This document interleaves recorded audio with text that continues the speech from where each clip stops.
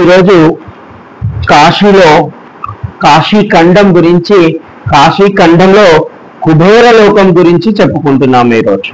అంటే మనకి కాశీ ఖండం 13వ అధ్యాయంలో 136 శ్లోకాలలో కుబేర లోకం యొక్క వర్ణన, విశిష్టత, ఎవరెవరి ఈ కుబేర లోకంలో ఉంటారు, అసలు ఎవరు ఈ కుబేర లోకానికి అధిపతి అయ్యాడు, అతని యొక్క విశేషాలను శివశర్మకు ఈ యొక్క వైకుంఠం నుంచి వచ్చినటువంటి విష్ణుదూతలు పుణ్యశీలుడు సుశీలుడు చెప్పడం జరుగుతుంది.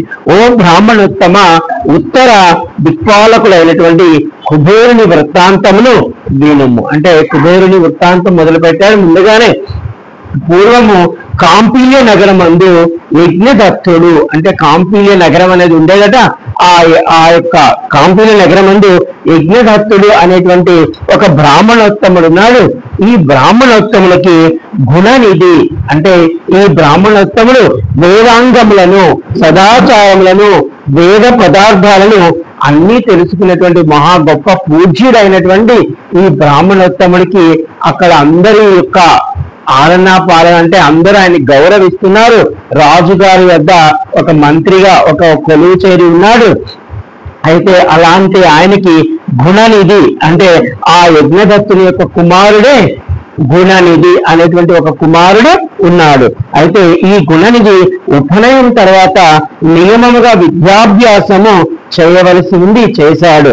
అయితే కానీ అచర కాలంలోనే, అంటే విద్యాభ్యాసం ఏంటంటే ఒక 6-7 సంవత్సరాలే కదా, ఈ 6-7 సంవత్సరాల తర్వాతే అచర కాలంలోనే ఈ గుణనిధి మహాపాపాత్ముడైపోయాడు. అంటే చూడండి, తండ్రి ఏమో గొప్ప బ్రాహ్మణోత్తముడు, అన్ని వేదాంగాలు తెలిసినటువంటి వాడు, రాజుగారి దగ్గర ఒక మంత్రిగా ఉన్నారు. అలాంటి ఉన్నటువంటి వాళ్ళు ఆయన ఒక కొడుకు గుణనిధి చిన్న కాలంలోనే, అంటే చిన్నతనంలోనే పాపాత్ముడు. ఎలా అనగా తల్లి దగ్గర ధనమును తీసుకొని జూదము మరియు కొన్ని ఇతర ధర్మ విరుద్ధ కార్యాలన్నీ చేసేవాడట. తల్లి పుత్ర ప్రేమతో ఆ యొక్క కుమారుని యొక్క దుష్ప్రవర్తనను తండ్రికి చెప్పకుండా ఆవిడ కాపాడుకుంటూ వచ్చింది. అంటే తల్లి చేసే పని ఇదే కదా. తల్లి గుణనిధి సత్ప్రవర్తన కొరకు ఎన్నో విధాలుగా ప్రయత్నం చేసింది. చివరకు పోని ఇతనికి ఒక మంచి కన్యనిచ్చి పెళ్లి చేస్తే బాగుందా అనుకొని ఒక మంచి కన్యను చూసి పెళ్లి కూడా చేసింది. ఎప్పుడు చేసిందంటే 14వ సంవత్సరంలోనే చేసింది.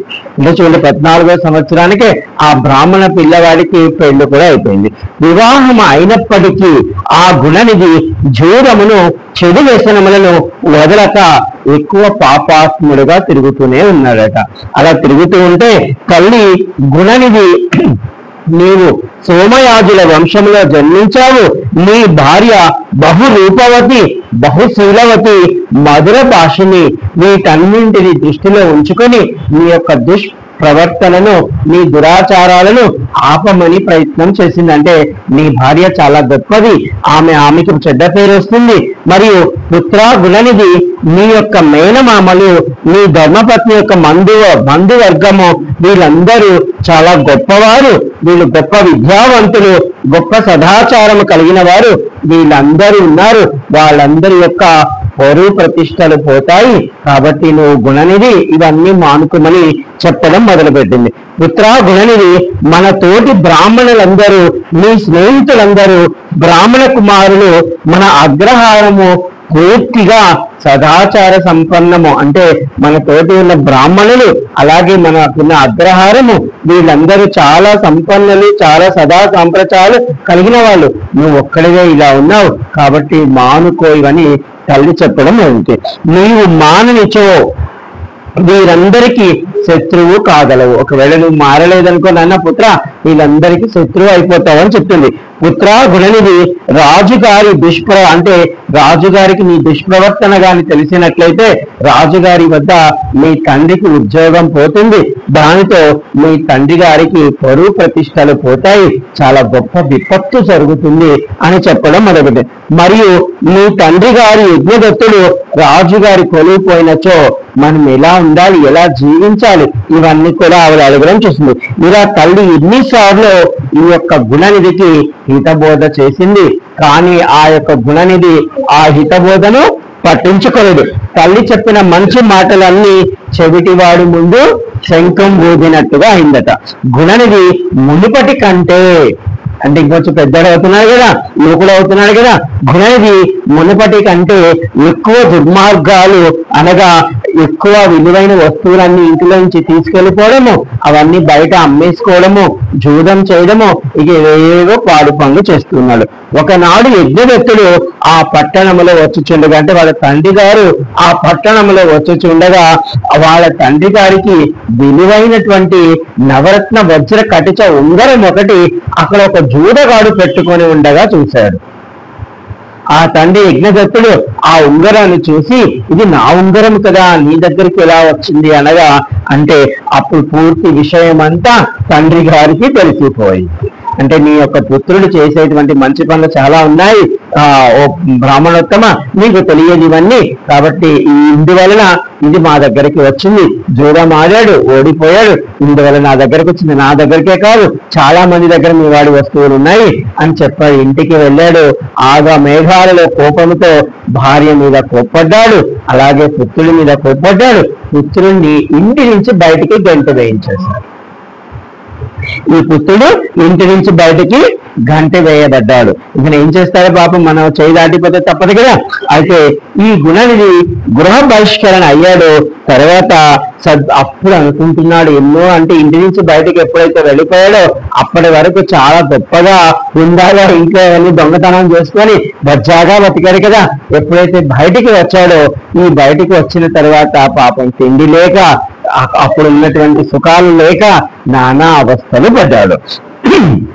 గుణనిధి అప్పుడు గుర్తుకొచ్చాయి మంచి మాటలు. అప్పుడు గుణనిధి ఎప్పుడైతే ఇంటి నుంచి వచ్చేసాడో, ఈ సద్బ్రాహ్మణుల వంశంలో జన్మించిన నాకు ఈ చెడు వ్యసనములు ఏమిటి అని వెక్కి వెక్కి ఏడవడం మొదలు పెట్టాడు.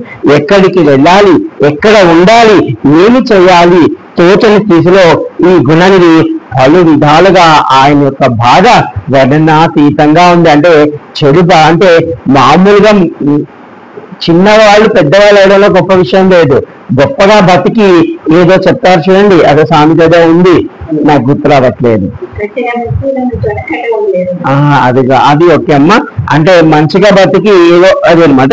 అయితే అట్లా అయిపోయింది మన వాళ్ళ పరిస్థితి. ఇంతలో సూర్యాస్తమయము వచ్చింది. ఈ అంటే చాలా రోజులు అలా జరిగిపోతుంది. ఒక రోజు భయంకరమైనటువంటి ఆకలితో ఉన్నాడు. సూర్యాస్తమయం కూడా అడుగుతుంది, లేస్తే పడిపోయే స్థితిలో ఉన్నాడు పాపం మనవాడు. అయితే ఆయనకి ఆ రోజు ఇంకొక బ్రాహ్మణోత్తముడు చక్కటి పదార్థాలతో శివ పూజ చేయడానికి దేవాలయం వెళుతున్నట్టు కనిపించాడు. ఆయన ఏదో పెద్ద బ్రాహ్మణోత్తములా ఉన్నాడు, ఈ దేవాలయానికి ఇన్ని పదార్థాలు తీసుకుని పోతున్నాడు, పూజ అనంతరం ఏదైనా ప్రసాదం